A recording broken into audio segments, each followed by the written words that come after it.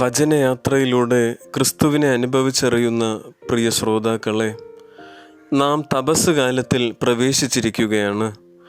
തപസ് കാലം പാപത്തിന് മരിച്ചവരായി ജീവിക്കേണ്ട കാലഘട്ടമാണ്.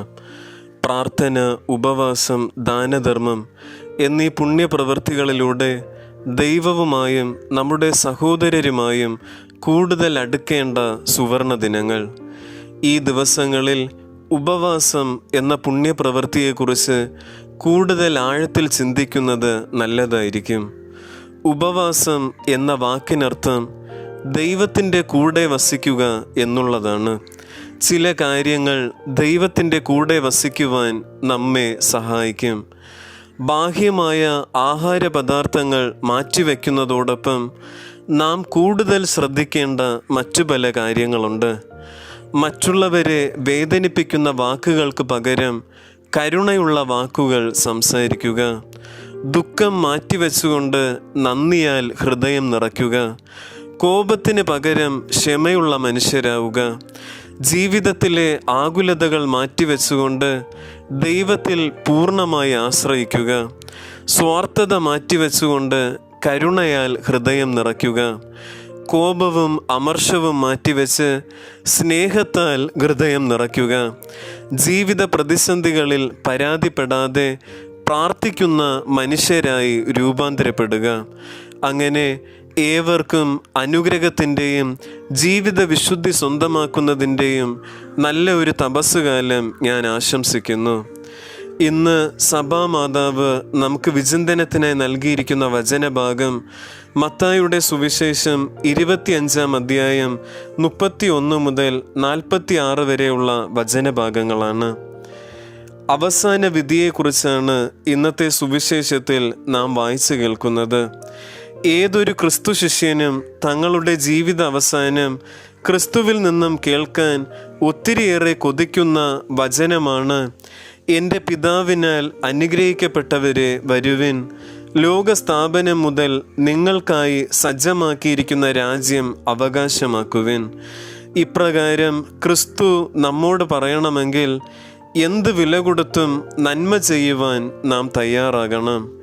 ഈ വചനഭാഗം നമ്മളോട് 6 ചോദ്യങ്ങൾ ചോദിക്കുകയാണ്. എനിക്ക് വിശന്നു, നിങ്ങൾ ഭക്ഷിക്കാൻ തന്നു. എനിക്ക് ദാഹിച്ചു, നിങ്ങൾ കുടിക്കാൻ തന്നു. ഞാൻ പരദേശിയായിരുന്നു, നിങ്ങൾ എന്നെ സ്വീകരിച്ചു. ഞാൻ നഗ്നനായിരുന്നു, നിങ്ങൾ എന്നെ ഉടുപ്പിച്ചു. ഞാൻ രോഗിയായിരുന്നു, നിങ്ങൾ എന്നെ സന്ദർശിച്ചു. ഞാൻ കാരാഗൃഹത്തിലായിരുന്നു, നിങ്ങൾ എൻ്റെ അടുത്ത് വന്നു.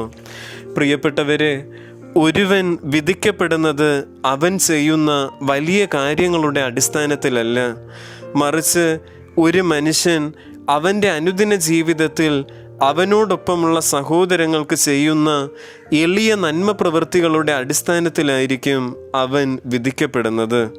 അതായത് ദൈവസന്നിധിയിൽ സമ്പന്നരും പണ്ഡിതരുമായ വ്യക്തികൾ ചെയ്യുന്ന കാര്യങ്ങളേക്കാൾ പാവപ്പെട്ടവരും എളിയവരുമായ വ്യക്തികൾ ചെയ്യുന്ന നന്മകൾ വളരെ വിലപ്പെട്ടതാണെന്ന് ക്രിസ്തു നമ്മെ പഠിപ്പിക്കുകയാണ്.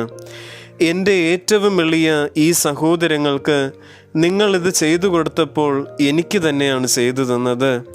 എൻ്റെ ഏറ്റവും എളിയ ഈ സഹോദരങ്ങൾക്ക് നിങ്ങളിത് ചെയ്യാതിരുന്നപ്പോൾ എനിക്ക് തന്നെയാണ് ചെയ്യാതിരുന്നത്. കാരണം ദൈവം ഈ ഭൂമിയിലെ മനുഷ്യരായ നമ്മുടെ എല്ലാവരുടെയും പിതാവാണ്. നാം ദൈവത്തിൻ്റെ മക്കളും ദൈവത്തിൻ്റെ മക്കളായ ഈ ഭൂമിയിലെ ഓരോ വ്യക്തികൾക്കും നാം നന്മ ചെയ്യുമ്പോൾ ദൈവമാണ് കൂടുതൽ സന്തോഷിക്കുന്നത്. നന്മ ചെയ്യാതിരിക്കുമ്പോൾ കൂടുതൽ ദുഃഖിക്കുന്നതും ദൈവമാണ്. അങ്ങനെയെങ്കിൽ ദൈവത്തിന് നന്മ ചെയ്യുവാൻ ലഭിക്കുന്ന അവസരങ്ങളാണ് ഈ ഭൂമിയിൽ നമുക്ക് നന്മ ചെയ്യാൻ ലഭിക്കുന്ന ഓരോ അവസരങ്ങളും. പ്രിയപ്പെട്ടവരെ, അങ്ങനെയെങ്കിൽ ഈ ഭൂമിയിൽ ജീവിക്കുന്ന ഓരോ മനുഷ്യരും അവസാനം വിധിക്കപ്പെടുന്നത് അവൻ്റെ അറിവിൻ്റെയോ പേരിൻ്റെയോ പ്രശസ്തിയുടെയോ ഭാഗ്യത്തിൻ്റെയോ അടിസ്ഥാനത്തിലല്ല, മറിച്ച് അവൻ മറ്റുള്ളവർക്ക് ചെയ്യുന്ന നന്മയുടെയും സഹായത്തിൻ്റെയും അടിസ്ഥാനത്തിലായിരിക്കും ഒരുവൻ വിധിക്കപ്പെടുന്നത്. അങ്ങനെയെങ്കിൽ ജീവിതത്തിൽ പ്രത്യാശ നഷ്ടപ്പെട്ടവർക്ക് നമ്മുടെ നന്മ പ്രവൃത്തികൾ വഴി പ്രത്യാശ പകർന്നു കൊടുക്കുന്ന പ്രത്യാശയുടെ തീർത്ഥാടകരാകാൻ നമുക്ക് പരിശ്രമിക്കാം. സർവശക്തനായ ദൈവം നമ്മെ ഓരോരുത്തരെയും സമൃദ്ധമായി അനുഗ്രഹിക്കുമാറാകട്ടെ.